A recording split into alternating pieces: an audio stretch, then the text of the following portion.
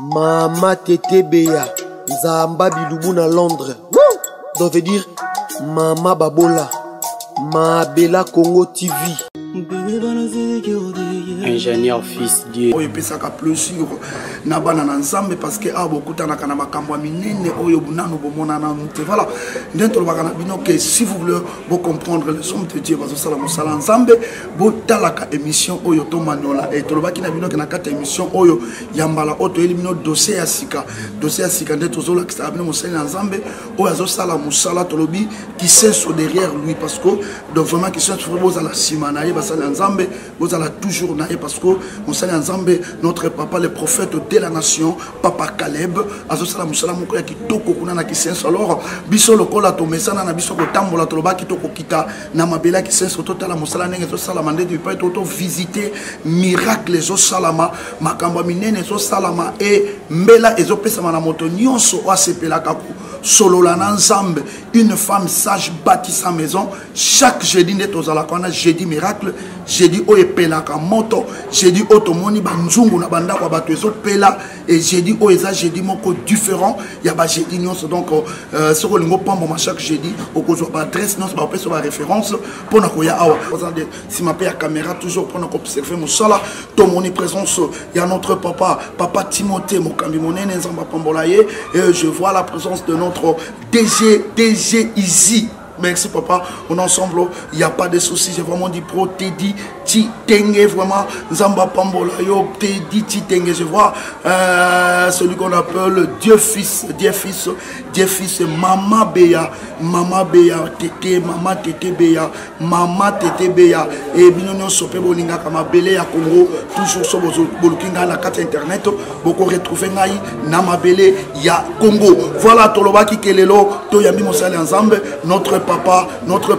référent, prophète de la nation, l'homme à la bouche du fait, donc moto azo pelisa moto mikolo moto nzambe apesi po bato bamona l'ange de Dieu, l'envoyé de Dieu, donc il est tout pour nous parce que c'est un homme fort et nzambe oyo apakoli mafuta lobi que c'est le temps maintenant aller dans le monde, faites toutes les nations mes disciples et awa ndoki azalaka na place temilimo mabe et les kakalokola mai délivrance awa ezalokola mai komela na tongo et na pokwa ozolala na esengo vraiment tokutani ba etobayeki na maladie babiki. Alors invité na biso pourquoi lelo ezali notre papa, notre référent, l'homme de Dieu, prophète de la nation, papa Caleb, le berger de cette église. Et tango to solo la na ebolanda parce que to le sur le miracle. Alors tozope ça papa Nabiso.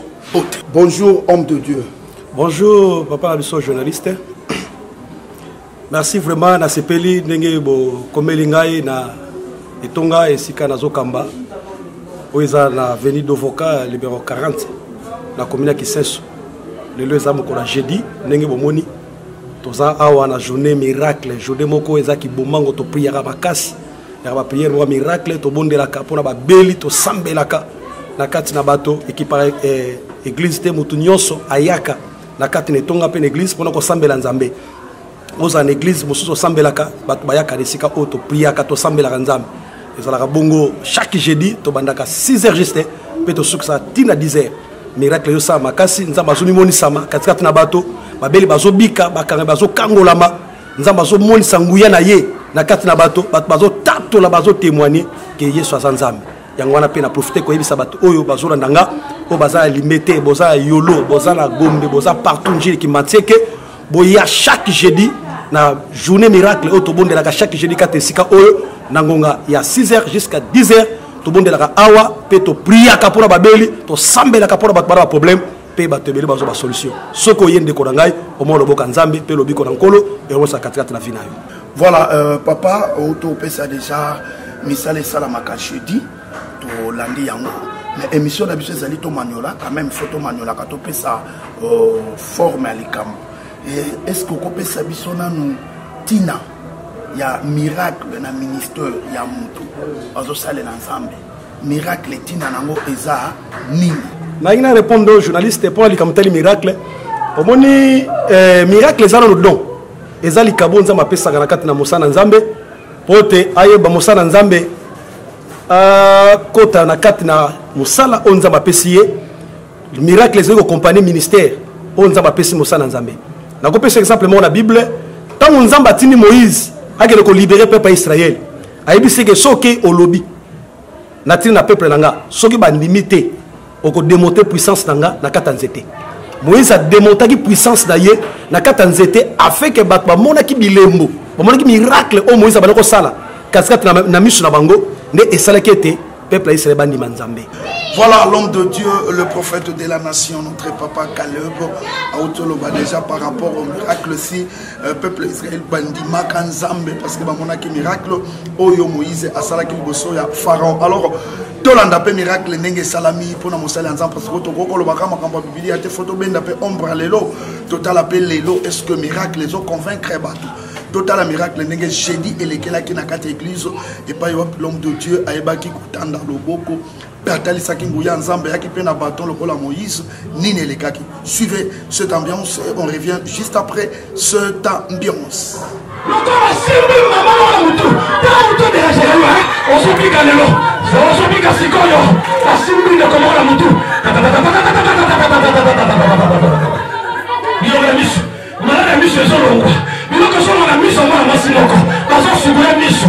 Ah, maman Tétébé ya beta maboko et ça l'a bien vraiment. Bouti Olanda Bomoni, comment les miracles s'opèrent dans l'église, comment l'homme de Dieu, le prophète de la nation, donc Maloba Moto, l'homme de fée, Moto Azo Pesa Lisakolipe Azo Loba, et Bademo Bazo Kimananzo Tomoto, comment Batubazo Ningamena, Ebiso Vanda na TV, parce que nan silité, Tozoko toujours na Mozindo, il y a délivrance, Salama qui j'ai dit Oyo, parce que le lobe la miracle, Tozo Maniola miracle, miracle n'était comme Maniola Yango, et Yango Total Semino Kamouane Salama Kikuna, l'homme de Dieu a comme ma biso pena Mozindo, to comprendre Babiloko Oyo non Salama qui, parce que j'ai dit Oyo, Lola Endimaki m'appelé et Ninganaki, Satan Ayokaki Soni, Toyoka Skondé, Tosolana Père, après ça,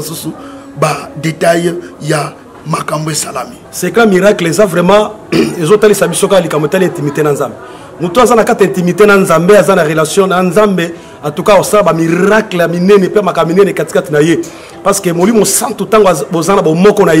opéré un miracle belé, il y a ma casse à koleka. Tango ozotambo na molimo santo parce que ça na bato monsieur belé bazana posa basala miracle mais molimo santo aza katra été bon moko intimité na nzambe zate asala miracle yango bato monsieur mona lelo akoti na babiloko ebele mabe azoluka ko simba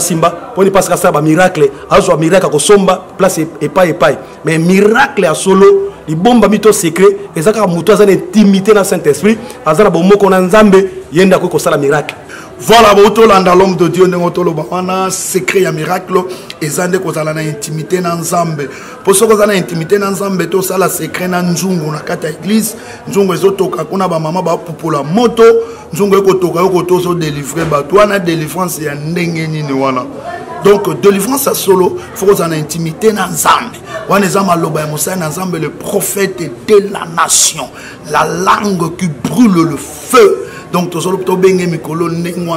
donc mon sakoli ya moto. Donc, oye ozuli sakoli, oye oyoki lo yembo, oye ozongi na kimia. Keba biloko wana ozosala po eza na délivrance te. Délivrance solo zala kaka na intimité na nzambe. Parce que ba prophète na bal ba kata pe bilamba. Mais moto ekitate Elia lobaka eloko moko intimité na nzambe nde kitisa moto wana ezala ki vraiment loba ya mosali dans nzambe tozo continuer toujours kosolola na ye bolanda bien mituna o tozo manola yo pozana ndako o sepeli ko komela biso juste o sali biso texto to kotuna motuna wana na présence na poko yoka ndenge ni na kopesa eya papa to ye na kata église to moni mosala o sali papa ba délivrance. Mais là, quand je suis sur moni biloko kobimate. Or, le loba délivrance, c'est comme il faut moi les gorodo, moi ngolo, et bien mananzoto amotu, moi banzube, moi ba sete, pour épesa moi somme. Et awa to mona kaba to bazo ganga, bazo kweya, et bazo bika, et bazo témoin. Mais est-ce que nanzoto amotu biloko na ce qui est bimité, muto ko ça peut délivrer. Merci vraiment pour la parole. Au moni miracle ça. Babiloko moko lelo tokomi komona ngo mingi ezo sala ma vraiment trop na kati na mboka na biso mais na kolo baka pona likamutali miracle o ezo sala ma na kati na bat biloko mosusu ezalaka ezobima na banzoto basali miracle babondeli pona motu biloko bimi tout ça boye eza biloko moko nga selon nga na yebi selon ndenge nzambe apesa inspiration biloko ya molimo tango ezokota na zota mutu eza spirituel tango efandi mpe na zota spirituel tango mosala nzambe asambeli mpo na ye babiloko eza na kati ya nzoto tango ezobima mpe kobima mpe spirituel parce que tango ekota eza na molimo ya biloko molimo biloko emonana te ya biloko mystique oyo bandoki bakotia na kati ya zota mutu bakotia maladi bakotia biloko moko boye etia na nzoto na kati ya zota mutu biloko eza spirituel ekotaki ka bongo mais tango ezobima mpe ebima mpe spirituel malgré monani te mais par la foi tango mutu sala nzambe abondeli biloko na fo ebima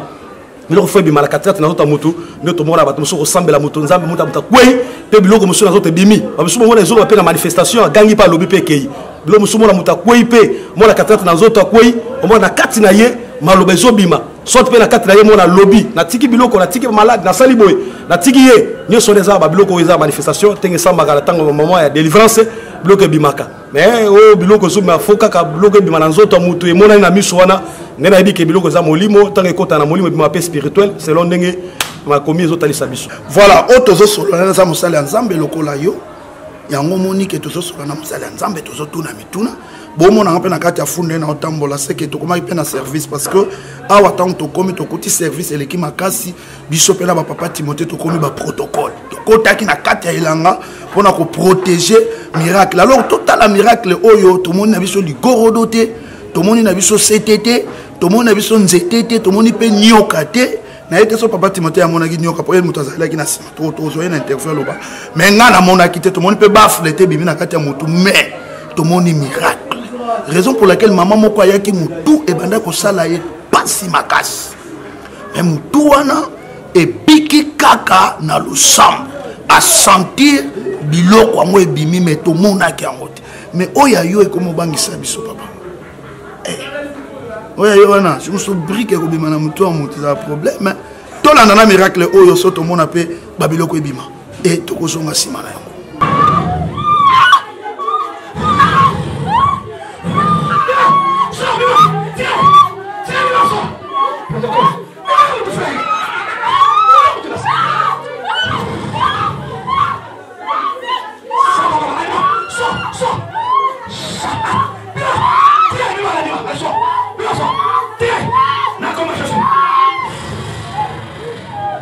Voilà, toto landa déjà wana ndenge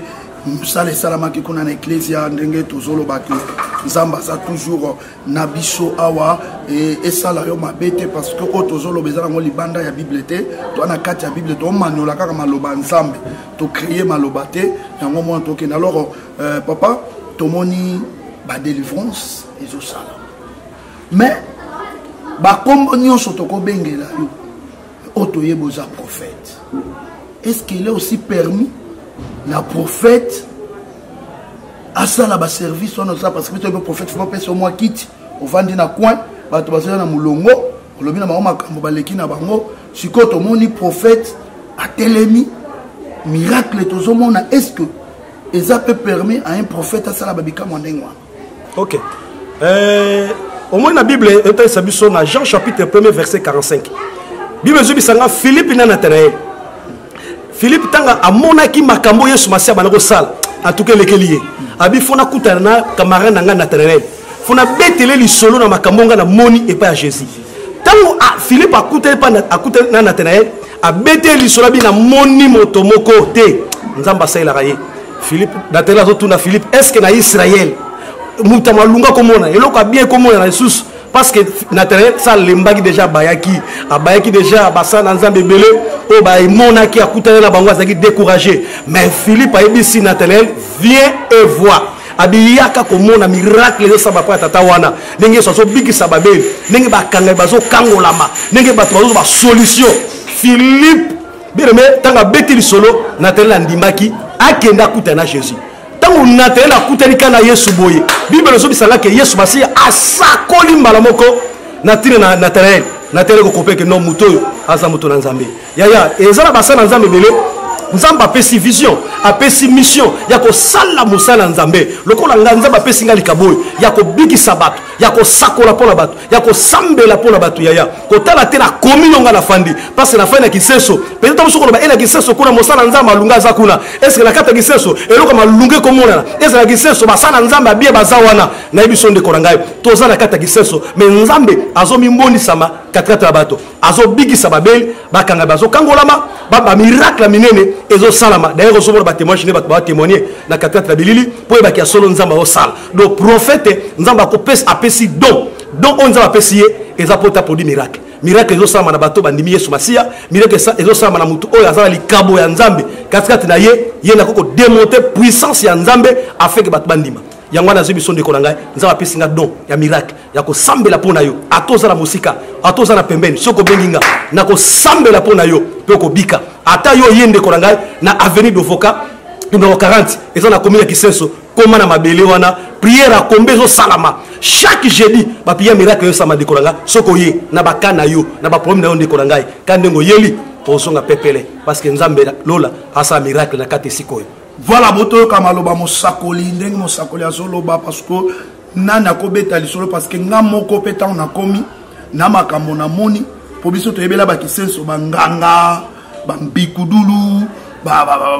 bandona donc biloko to yebika ezaka na Kisenso yango wana et soko kelo ba na Kisenso ne miracle da kombo Jésus Christ ezo salama bato bakondimati mais ngana ye pongana na ngana bengisa papa na plateau. Si on a béni na plateau ko beta lisolo ki Kisenso mais église eza nango na banda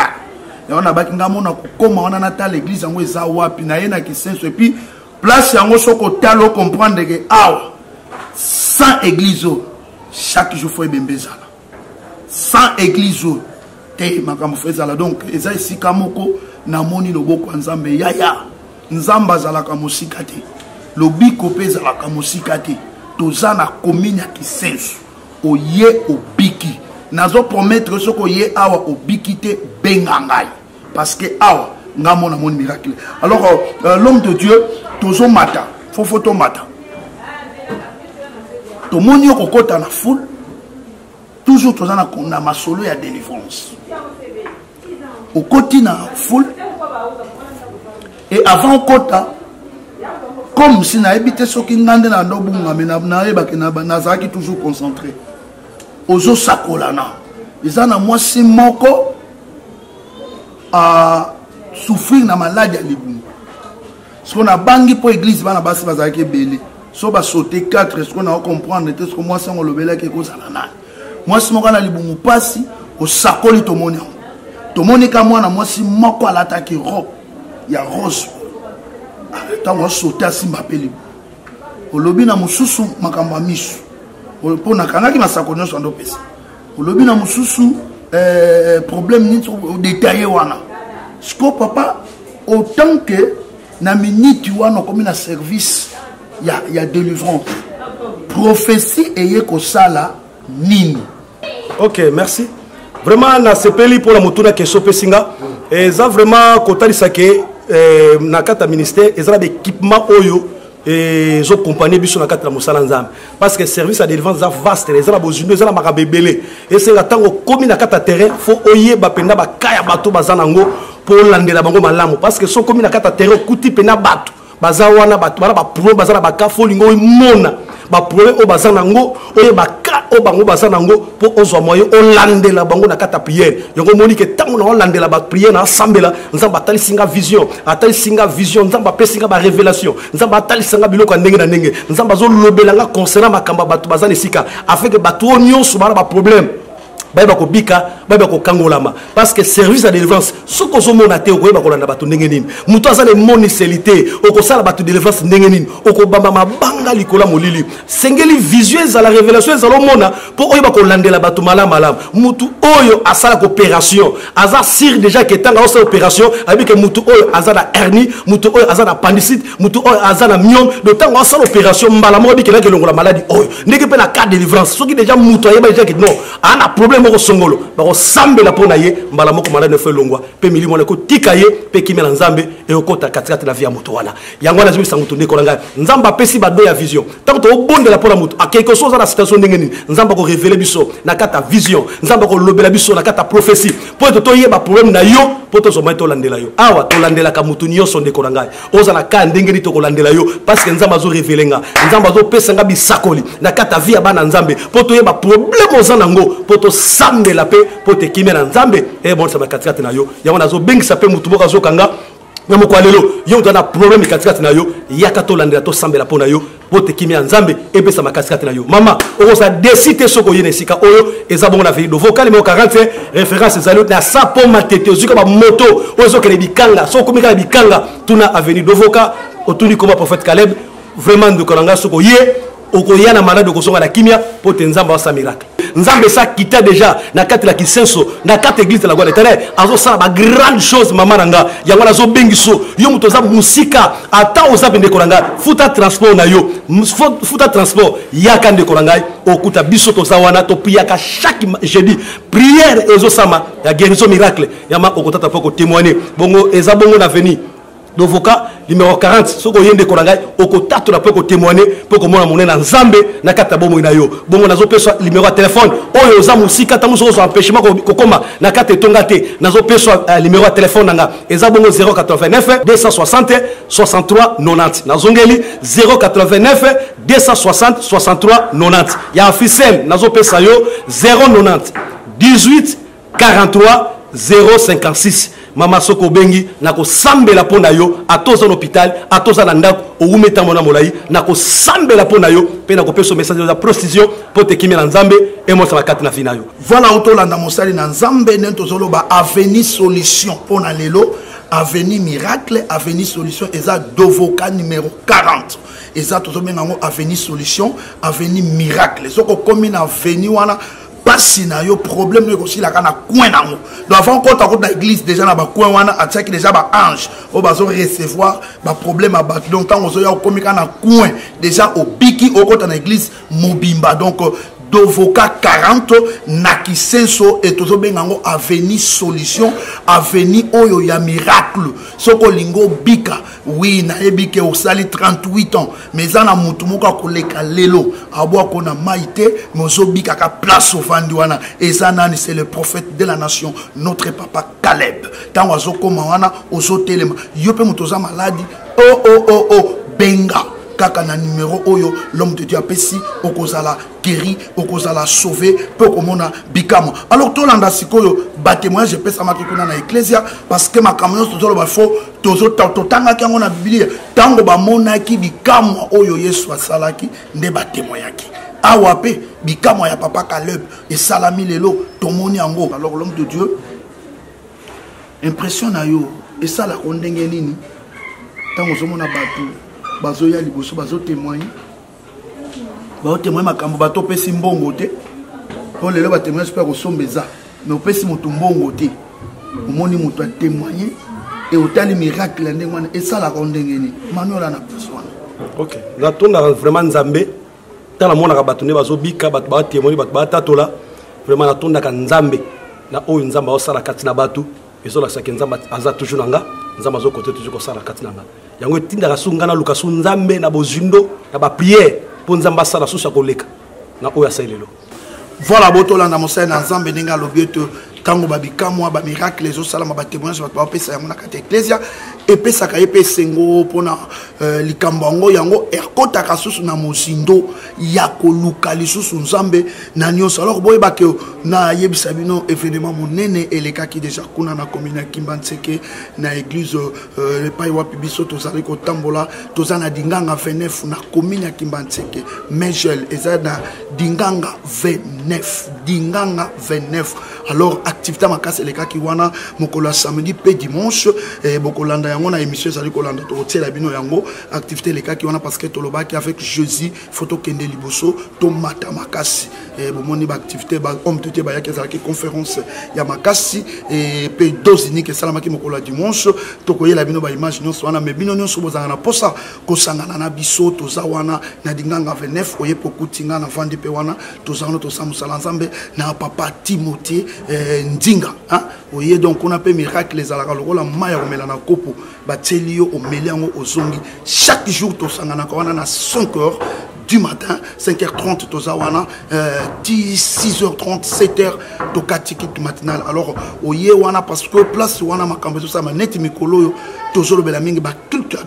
de famille donc soko lingi ke osambela pona libota na yo yaka to sambela elongo parce que makambo eza makasi tozotali sabato comment libota ekoza la délivrer comment okosimba fongola libota comment poko découvrir l'alliance au libota no ekota o esali ke lelo otikala na kati ya condamnation wana oye wana okutana musala ensemble et je pense que semaine ozo banda par rapport ya ba misala to sala ki bon appelle homme de Dieu papa Timothée akosala pe interview qu'on a préciser makambo eleka ki wana mais eleka ki kitoko makasi et comme temps oyo ngana solo la kanabino ba téléspectateur bolanda biso bozana 3 minutes na homme de Dieu les prophètes de la nation notre papa Caleb otozo benga maloba moto donc azopesa exhortation na baye bazolanda biso bazana bisika mususu ya pasi mususu pe nzoto eza bien te azana hôpital maloba moko oya mosali na Zambi ekozongisa ilikia na baye ilikia ici oyo ekopesa espoir na mutu mususu babwakele ba dossier kaka lelo musali ezali suste mususu banda koti libala wana zobota pete mususu aza wana aza na kasho me makambo akotela kuna ayebi yango te papa okoloba nini na bato en tant que mosakoli ya mboka na biso o nzamba tie mafuta nini okoloba na bato wana mama papa elenge mobali elenge mwasi mwana bébé pai bozolanda nga na etando moke esika bozali na bare abis na kata mituka na bakioske place bofandi na ba prison na bopito na bandaku bozolanda nga okoza na problème moko ezotungiso oza na malade ezodérange yo oza na citation moko ezotungiso makasi wana ka moko boye ezodérange yo maladi moko umela kati na nzoto na yo esala mikolo ebele ezobika te na ngonga oyo nazoyebisa yo nzambe aza nzambe oyo abomoyi aza nzambe atika te baoyo ye alanda lazare ntina ser bakufi mpe asekisi lazare mpe azongisa bomoyi nzambe aza nzambe oyo aza na makoki ezanga ndelo asalaka ntango nyonso na kati na bato nazotana na kati ya biblia eza na bato mosusu bawumela ntango molai azwaka solution na baproblème ne te awumela ntango molai mpo na dossier ya mosala awumela ntango molai na kati na basitation songolo mais lokola azalaki na kondima mpe aperseveraki na kati ya losambo nzambe asalela ye amona mpe loboko ya nzambe yango mpe nazwi biso ndeko na ngai kokitisa kondima na yo te kokwesa mpe kondima na yo te yo moto oza na problème bakala ewumeli nazwi biso ke ndeko na ngai ntango amelaki na esili te loboko ya nzambe eza na kati na kongo oyo nzambe awasalela basai na ye nzambe awasalela basai na ye mpe azomanifeste puissance na ye na kati ya mokili afeki bato babika mpo bandima nzambe yango nazwi biso place oza okobika na kombo na yesu masiya eloko moko te ndeko na ngai ederange yo citation moko te ekotungiso ndeko na ngai nzambe awabikiso nzambe awakangola yo nzambe akopesa solution na baproblème oza nango ngai nazosambelaka mpo na yo bisika oyo ozali ndeko na ngai bika na kombo ya yesu masiya malade esila na kombo na yesu masiya problème wana oza nango ozwela yango solution bitumba oza nango ndeko na ngai esila maka nyonso oza nango ndeko na ngai nzambe apesa biyano na ngonga oyo na kombo na yesu kristo nde tosambeli bongo amen. Voilà, ezalaki exhortation pour nabino oyo bozana bandako bozolanda biso pe bazana ba hôpital ndenga pesi ba précision nyonso wana kasho epai wapi vraiment papa a pesi maloba na ndimi ke maloba nezo pesa yo bomoyi maloba nezo zongisa likia katina yo wana za maloba mosala nzambe l'homme de Dieu le prophète de la nation notre papa Caleb. Donc na lobi soki olingi chaque jeudi au vivre miracle na lobi tozaka na veni moko solution aveni solution ezakaka moko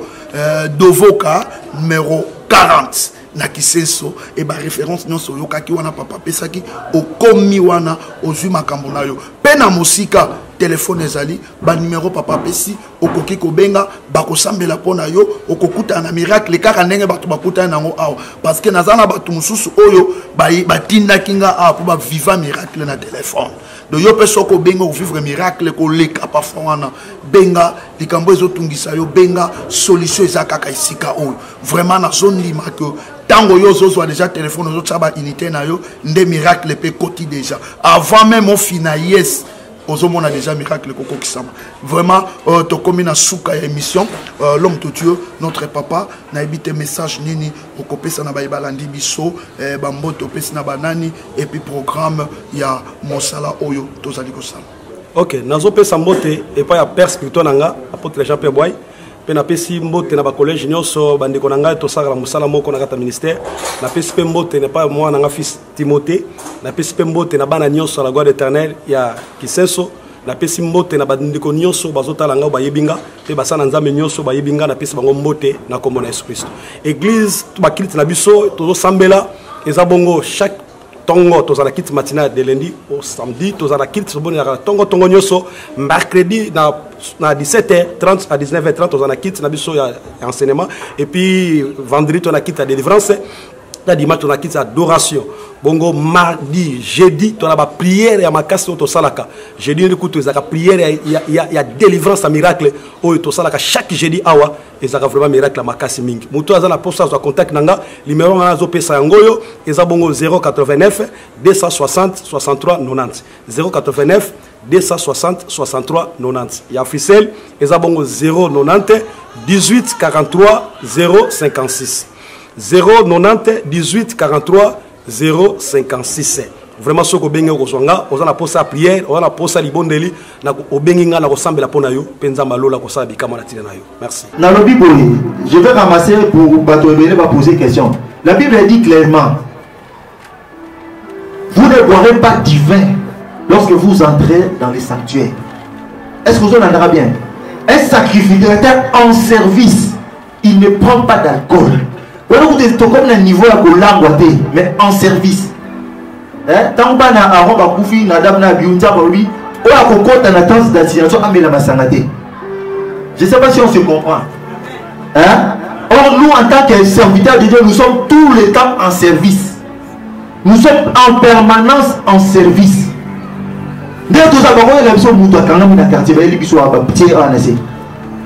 Nous sommes en service. Je ne sais pas si on se comprend. Ma vision il y a trop fan d'abord de comment ça l'accidentel te vendre des visions ouvertes de moni. Si vous voulez vous prêter. Nous sommes tout le temps en service. D'ailleurs, on va dire rideau à temps ça déchiré. Oui, avant rideau et kabana, tout ça va bien. On continue on a l'ISR ou ça quand on va l'oublier, zamba on monoté, yo pour mon nzambété. Mais ce qu'on voit de ça déchiré, c'est-à-dire il y a très sain à l'ISR sangani. C'est une exigence, c'est-à-dire niveau à cette il faut matin. Au moment de l'arche, au moment de la hanche, au moment de tabernacle, pardon. Tout ce qui est dans le lieu très saint. Je ne sais pas si on se comprend. Nous sommes tous les temps en service. Nous sommes chaque fois en service. C'est quoi? L'onction, l'onction leur assurera, cette onction leur assurera les sacerdoces à perpétuité. Sacerdoce, ça continue. Déjà, quand tu prends l'alcool, déjà, à ton langoté, tu te disqualifies. Il y a une notion en naziréen, et ça dans l'Ancien Testament. Un naziréen, c'est quelqu'un qui est consacré. Alors, tant qu'on consacré, si l'extérieur est allé, au Tikasuki, au Melamasangate. Je ne sais pas si on se comprend. C'est clair. Nous sommes tous les temps en grand le baron bien, le baron clair. Tous ça va rouler le souvent dans la qualité. Bonjour, ce qu'on est là, Masangate Tongo. Tout le monde a boudou. Amen, amen. Voilà pourquoi Samson, Samson, parce que nous connaissons la vie de Samson. Samson a une instruction claire. Comme la Masangate, aussi bataba raisin de oyo, et un fruit oyo va produire alcool. Ça va poler à qui? Aussi banyama va koufate. Mais Samson, qu'est-ce qu'il faisait? À continuer à bilanga ba raisin. Raisin monsieur est en anxiété tellement il délit. Et ben déjà il y a un moment en anxiété pour ça l'alcool. Aujourd'hui on senti que déjà il bandi ko ça l'alcool. Alors que Samson continue à bilanga. Alors la fin c'était quoi? Batobole misou ba kati souki a koufi. Amen amen. Yo aussi kola le balali sa gena mpenda voici tala. Moi je crois qu'il était drogué. Ça c'est ma révélation. Son mot il est libre. Bobby, on l'a endormi sur les cuisses. On l'a normal sur la même massacre. On a dit que nous avons pas de sensation. Nous venons d'assister à la deuxième édition de notre conférence biblique dénommée Compartex, c'est-à-dire conférence de partage d'expérience. Elle a été organisée conjointement par l'équipe missionnaire de Jésus-Christ, une association des serviteurs de Dieu, et par l'église Megel qui nous a reçus entre ces murs. Alors, outre l'introduction, nous avons abordé trois sous-thèmes. Le thème de la conférence étant tout d'abord le décryptage prophétique de la chute des grands hommes de la Bible. Après une introduction avec l'évangéliste qui nous a reçus ici. J'étais le premier intervenant. J'ai abordé les sous-thèmes relatifs à la cause de la chute des hommes de Dieu. Entre autres, nous avons épinglé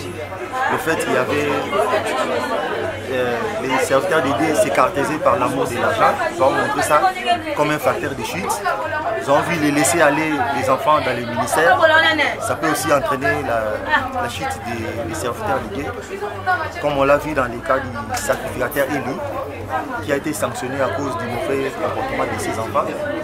Nous avons aussi abordé l'abandon de la mission. Un homme de Dieu peut abandonner la mission et se retrouver en dehors de la volonté de Dieu. Nous avons également parlé d'une meilleure gestion de la femme du serviteur de Dieu.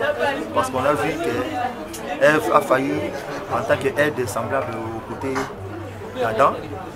Et nous avons parlé aussi du cas de Saoul, qui était caractérisé par plusieurs insuffisances, la désobéissance, les recours à la magicienne, le fait qu'il ne sacrifiait pas à l'Éternel, sauf les jours où il a eu des difficultés, là il s'est mis à sacrifier, et ainsi de suite. Le deuxième intervenant a parlé des remèdes, c'est-à-dire la repentance et la réparation, et à titre préventif, il a recommandé qu'un homme de Dieu doit être revêtu des caleçons de lin, c'est-à-dire se conformer à l'éthique du ministère, à l'éthique sacerdotale. Et enfin, le troisième intervenant nous a parlé des conséquences de la chute. Et dans cet ordre d'idées, nous avons vu que les conséquences de la chute, il y avait aussi